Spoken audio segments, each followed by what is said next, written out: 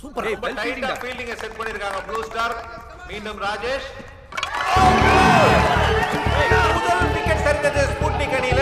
அடுத்து களமிறங்குற சூர்யா. அடுத்த ஓவர் பரன். நல்ல லென்த். ஒரு 4 ஓவரில் 2 விக்கெட்டுகளை இழந்து 6 ரன்கள் மட்டுமே குவித்திருக்கிறது ஸ்பூட்னிக் அணி. தினேஷ் களமிறங்குகிறார். சிக்ஸர்.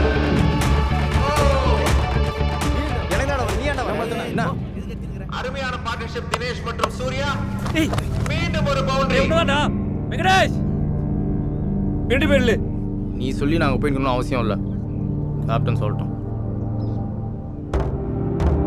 டேய் சொல்றான்ல போடா பிரடி.